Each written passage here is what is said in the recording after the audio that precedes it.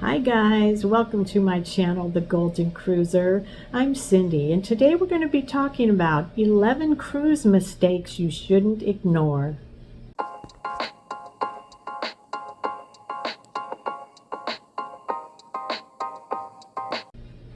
So you may not know it, but you might be making some mistakes while you're cruising. So here's some tips on how to have a wonderful vacation. Number one, overpacking. Now, we've probably all done this, and I'm probably still doing it. I'm always the one on our cruise that has 2 suitcases and a carry-on with me, and I always seem to overpack. Now, I really don't like to do this. I don't want to do this, but in my eyes, I'm packing if it's cold, I'm packing if it's hot, I'm packing if it's raining, just depending on where we're going and I'm not sure of the weather, like Alaska. Last year I had heard it was raining right up until the time we left, so I bought all this rain gear, new rain shoes and raincoat, and had everything rainproof. And when we went that week, it was a heat wave and everything was hot. So you just never know what you're getting into. But here's some tips. Color coordinate your outfits. So don't take different pants for every single day. You can rewear pants a few days and just change your top up, put some different jewelry on. Jewelry's easier to pack and smaller, and then you don't have to pack all those pants. Or if you're gonna wear a skirt or something, just take one skirt and change your top up on that. You can even wear that to formal dining or nights in the dining room where you want to dress up a little bit. Take a black skirt and just change up the tops on it, or add a little sweater. Just take one sweater with you for on board, because sometimes it can get chilly on board. You don't need to pack a whole bunch of sweaters or a whole bunch of things. Another thing is your shoes. A lot of people take shoes for every outfit and all these shoes with them.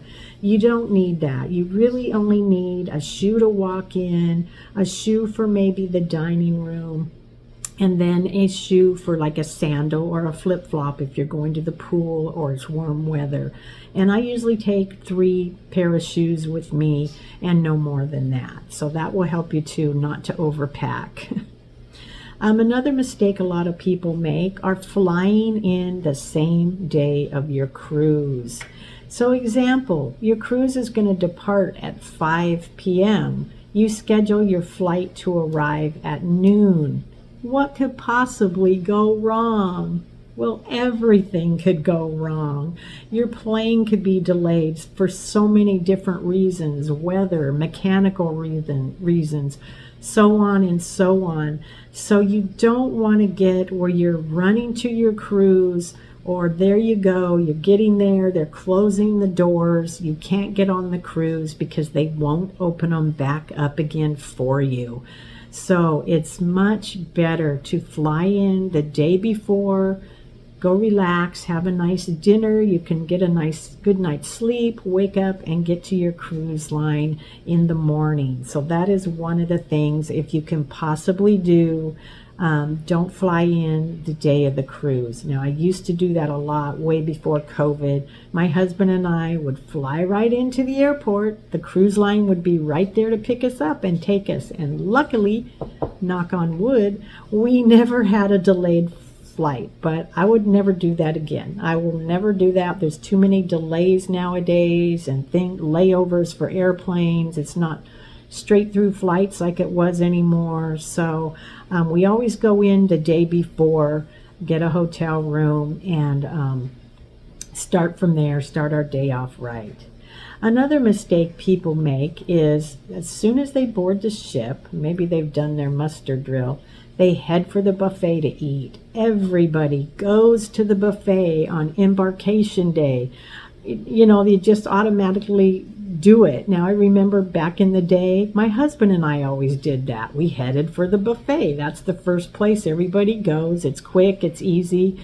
But then, you might be carrying a carry-on bag with you because you can't get to your room yet. You get to the buffet and it's packed. You have a long line. There's no tables available. You're trying to stand in line with your carry-on bag. You're trying to balance your tray of food with your carry-on bag, trying to find a seat, and it's just not worth it. There are many other food places open on Embarkation Day, like the main dining room, a lot of the cafes, the sandwich shops, the pizza places, things like that, where you don't have to rush and go to the buffet with everybody else on the ship. We never eat at the buffet anymore anyway. I really don't like all the germs there. Everyone's been getting so sick with norovirus on these cruises. Everybody in the buffet handles that same serving utensil. People are coughing, sneezing, picking up food with their hands, and I just won't go to the buffet anymore. So there's a little tip. Don't head to the buffet on your first day on the ship. Another one is taking the elevators. Now, if you possibly can walk and you don't have some limitation where you can't go up and down stairs, it's best to take the stairs, as you will know if you've cruised before. So many people waiting at the elevators to go up and down. The door opens. It's packed with people. You can't even get in. So then you wait for the next elevator. The same thing. The doors open. It's packed with people. And then we always end up saying, okay, let's just take the stairs.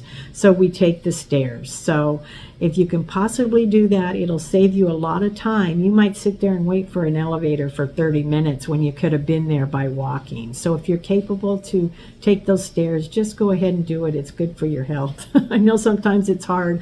I'm dragging up and down 15 flights of stairs trying to keep up with my son and granddaughter, but I eventually get there. I just keep plugging away. Another mistake some people make is booking their excursions only with the cruise lines. Now, cruise lines do offer awesome shore excursions, but you could be making a mistake by only booking through the cruise line. Sometimes their rates on excursions are a lot higher than you could get with another vendor. So do some research on this. Make sure it's a well-known vendor. One I recommend is shoreexcursionsgroup.com. I will put that in the description below. They do guarantee that they will get you back to the ship on time. And lots of people I know use them for excursions. So you might pay a lot less. There might be a different excursion you're wanting to see that the cruise line doesn't offer that they have. So just check them out and see. There's other vendors like them too. Just make sure it's one that's well known. Another mistake you could be making is buying wine by the glass. So perhaps you're a couple or you're sitting with friends at a table for dinner and you each order a glass of wine. Well, the secret that the cruise lines don't tell you, they don't want you to know, is you could order a bottle of wine to the table, and if you don't drink it all, you can have them recork it and save it for you for the next time you come to the dining room. And you would save a lot of money that way rather than getting individual. Maybe you're going to get an individual glass this night. Maybe you're going to get a glass the next night. Maybe you're going to get a glass. Might as well buy the bottle of wine and have it there. They'll save it for you. So make sure of that. You can also bring your own bottle of wine on the cruise, and you can drink that in your room. Or if you want to take it to the dining room, they will uncork it for you for a small fee. So you can take your bottle to the dining room and have them do that. Another mistake some people make is only eating at the buffet every single night. Now, they sometimes find this is simpler just to go there, pick out what they want, sit down and eat. And some people don't like to dress up. Well, nowadays, not so many people dress up in the dining room as they did in the olden days. When I first started cruising, my husband would wear a suit and tie every night that we went to the dining room. They don't do that anymore. You see people in there eating dinner in jeans. They just don't want holes in your jeans or cutoffs, shorts, no bathing suits, things like that. But people are pretty casual now. You can wear your casual attire in there. I just wear a pair of slacks with a blouse or a shirt when I go to the dining room. And take advantage of what you've paid for on your cruise, all the other foods. You'd be surprised at some food you can get in the dining room, things like lobster and all the seafood and steaks and things that are included with it. So just go ahead, don't eat at that buffet every night. I don't like buffet food. Sorry if I've made my point on that. You won't see me at the buffet anymore. We go to the dining room every night. Even if there's nothing on there I see I like, I always find something, because I don't eat red meat and I don't eat fish, so it's a little picky for me, but I always find something. I really enjoy it also. Another mistake some people is not booking in advance.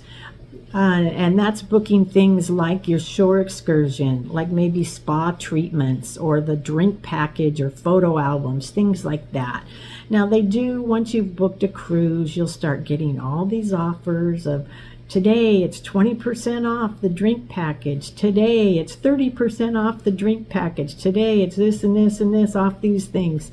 It is cheaper to buy these beforehand and not wait till you get on the ship, because you're going to find that they're a lot more expensive. Now, sometimes they do have promotions. I know for the spa, once you're on the ship, you might get a good deal for that, but you never know. So it is best, because a lot will book up too on days maybe you wanted to go to the spa or get your hair done for a night out. Those may book up early. So make sure that you're booking things like that you want to go in and do before they sell out. Another thing some people do is overpaying for phone calls and text. Now, it's easy to forget when you get on a cruise, you need to put your phone on airplane mode. And if you don't, you're going to be sorry. You are going to have a huge bill when you get back from your cell phone carrier if you have not put your phone on airplane mode, and if you've made any calls or done any texting at all, it is going to be outrageous. So that's why it's best, if you do need to use your phone on the cruise ship, take the Wi-Fi package. If you don't need to use it while you're out to sea, don't take the Wi-Fi package. Just wait till you're in port, get your service connection there, and then make your calls and texts. But don't do calls and texts on the ship if you have not taken the Wi-Fi package. Another mistake some people make is not budgeting for onboard spending. Don't get on board and get suckered into buying things like the drink package, spa specials, 5 family photos for this price, cute jewelry, buy the charm of the day, get the bracelet free, etc., etc. $10 t-shirts, $10 this and that. They are constantly trying to sell you something. Specialty dining. Oh, let's go to the casino. Let's get a bingo card. So on and so on. This really adds up if you're getting suckered into all these things. The bingo cards are expensive, and I have never once won bingo on a cruise ship. But so many people go and play bingo. So when you get that final bill, the last night of your cruise, under your door, and you get that, you are in freaking shock if you have used a lot of these things on the cruise, or keep charging that casino money to your room that you're playing with. You're going to have a big shock. So it's best to budget your cruise, plan on how much you're going to spend per day, and limit yourself to that. Don't go any farther, or you're going to be in shock when you get that. Another thing is, don't forget your sunscreen, or even like medical supplies like Tylenol, aspirin, whatever things like that you need. Make sure you take those with you and not buy these things on the ship, because it's outrageously priced on the ship to buy anything in one of their little stores, like, even if you need a sunscreen or something. I think I paid $16 for 5 Pepto-Bismol chew pills on a cruise ship. So make sure that you take your own stuff with you. Take sunscreen with you, because if you're going to warm climate or going to be laying out at the pool, you're really going to need that.